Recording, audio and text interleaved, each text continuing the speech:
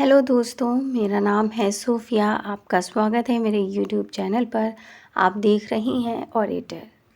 एक समय की बात है, एक गांव में गौतम बुद्ध का बहुत बड़ा आश्रम था। वहां पर एक प्रसिद्ध बौद्ध गुरु रहते थे। वहां पर उनका एक शिष्य था जो कि बहुत बोलने वाला था। वह हर समय इधर उधर की बातें करता था। जब वह दान लेने के लिए जाता था तो हर घर से एक नई कहानी लेकर आता था और आश्रम के दूसरे शिष्यों को सुनाता था। वो हर समय एक शिष्य की दूसरे शिष्य से बुराई और चुगली करता रहता था और दूसरे के सामने अच्छा बनने का पूरा प्रयास करता था। खुद के मुंह से ही खुद की तारीफ करता था और हमेशा ही खुद को गुरु के सामने सबसे बुद्धिमान और उत्तम साबित करने का प्रयास करता रहता था। वह खुद को सभी शिष्यों से अलग और श्रेष्ठ मानता था। उसका कहना था कि मैं एक अमीर घर का बालक हूँ। अगर मैं चाहता तो एक आरामदायक और सुविधाओं से भरा जीवन जी सकता था, लेकिन मैं वो सब छोड़कर यहाँ आया क्योंकि मुझे सत्य की खोज करनी है, खुद को जानना है, जीवन को जानना है। इसलिए मेरा त्याग सबसे बड़ा है। एक दिन गुरु ने आश्रम के सभी शिष्यों को बुलाकर कहा, आप सभी को अगले 1 महीने के लिए कोई संकल्प लेना है। इससे आपकी संकल्प शक्ति मजबूत होगी और आपसे आत्मा शक्ति का संचार होगा। आप सभी अपने समर्थ के अनुसार कोई भी संकल्प ले सकते हैं और यदि 1 महीने से पूर्व किसी का भी संकल्प टूट जाएगा तो वो अपनी दिनचर्या में वापस आ जाएगा। सभी शिष्यों ने अपनी शक्ति के अनुसार छोटे बड़े संकल्प लिए और गुरु को अपने अपने संकल्प के बारे में बोलकर वहां से चले गए।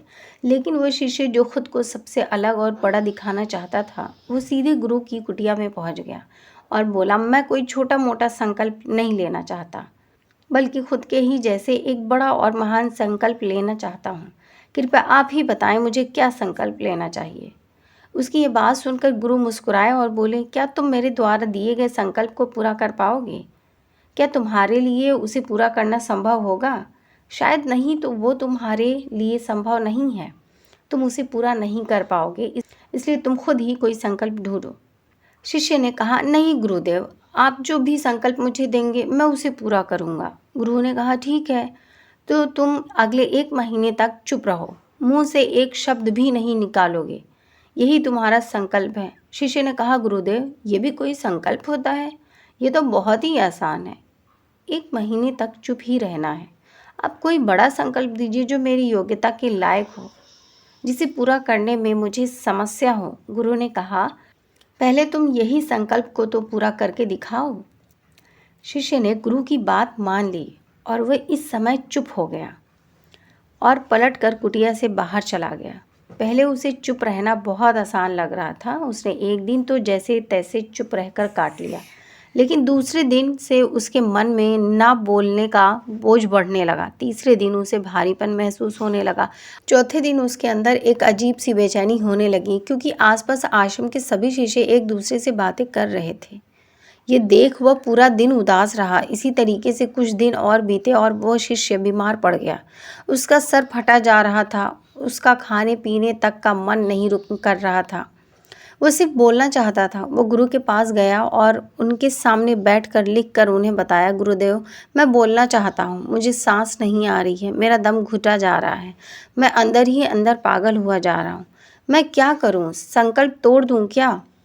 ये पढ़कर गुरु मुस्कुराए और बोले, संकल्प तोड़ने के लिए ही होते हैं, लेकिन जो अपने संकल्प को पूरा कर लेता है वही अपनी आंतरिक शक्तियों को बढ़ाता है, और जो अपनी आंतरिक शक्ति को बढ़ाता है वो समाज की कल्याण करता है। संकल्प का लेना भी तुम्हारे हाथ में था और इसे तोड़ना भी तुम्हारे ही हाथ में है। तुम्हारे बहुत से भाई अपने संकल्प को तोड़कर अपनी पुरानी दिनचर्या पर वापस आ चुके हैं। अगर तुमसे नहीं हो पा रहा, तुम भी संकल्प तोड़कर अपनी पुरानी दिनचर्या पर वापस जा सकते हो।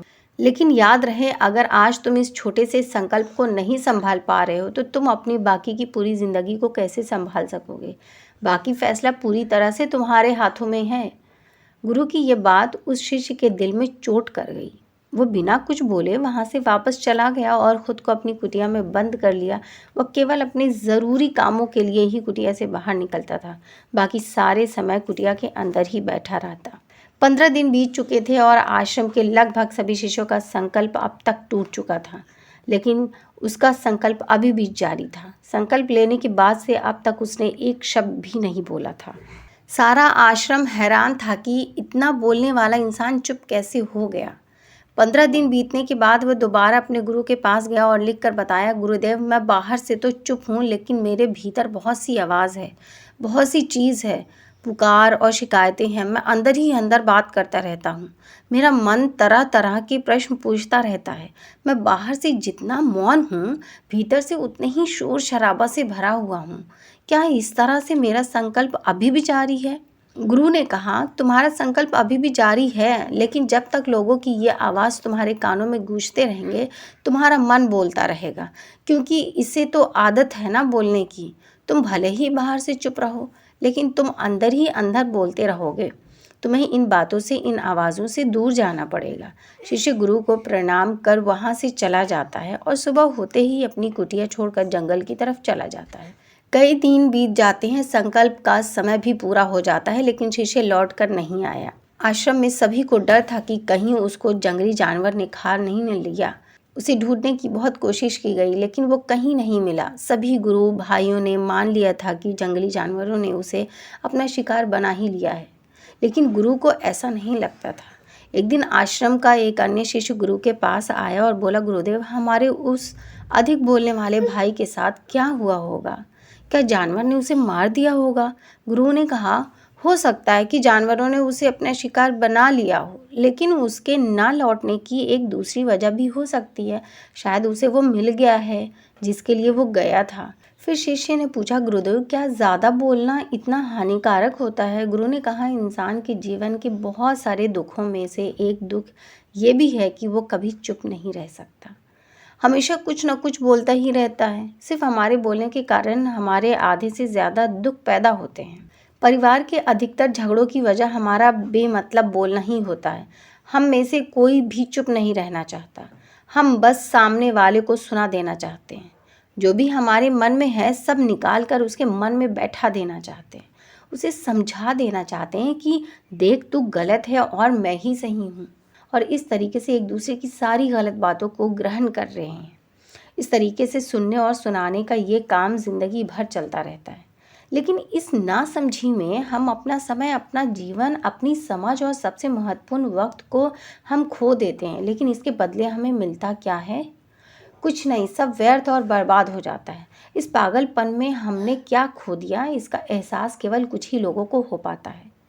बाकी लोग जैसे उन्हें अपने आने का पता नहीं, वैसे ही उन्हें अपने जाने का भी पता नहीं चल पाता। शिष्य ने कहा, तो फिर इसका समाधान क्या है?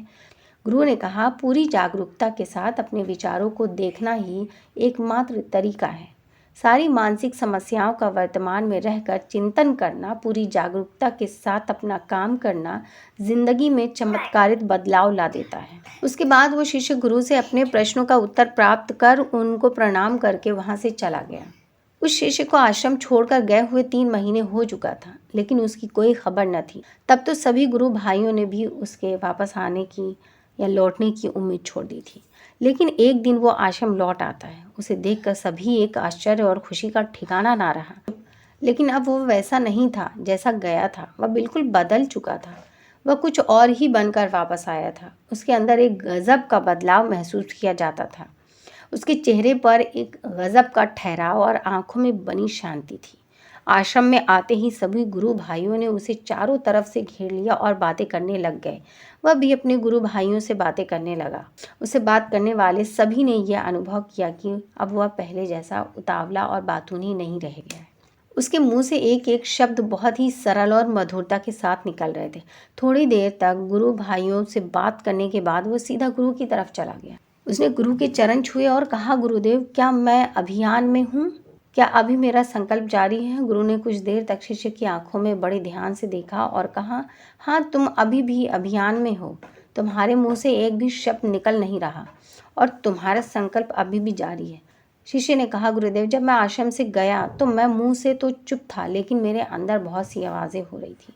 मन में बहुत से प्रश्न थे और वह बंद नहीं हो रहे थे। तो मैं जंगल में चला गया इस उम्मीद से कि वहाँ मुझे शांति मिलेगी और मेरे मन की बकबक कम हो जाए। लेकिन मैं जितना एकांत में जाता गया, मेरे अंदर की आवाज़ उतनी ही तेज़ होती गई। मेरे भीतर की पुरानी से पुरानी आवाज़ मुझे सुनाई देने लगी। तब जाकर मैंने महसूस किया कि मैं कितना गलत कर रहा था। जब मैं अपने परिवार वालों, दोस्तों को और गुरु भाइयों को बुरा भला कहता था तो उसे समय मुझे लगता था कि मैं सही कह रहा हूँ। जब मैं गुरु भाइयों की एक दूसरे से चुगली करता था और उनका मजाक बनाता था तब भी मुझे यही लगता था कि मैं उनसे बेहतर हूँ और मैं सही कर रहा हूँ। लेकिन उस दिन मैंने पहली बार महसूस किया कि मैं इतना गलत बोलता था। काफ़ी दिनों तक ये सारे शोर और शिकायतें मेरे अंदर चलती रही, लेकिन धीरे धीरे करके एक दिन ये सारी आवाज़ मेरे अंदर से समाप्त हो गई।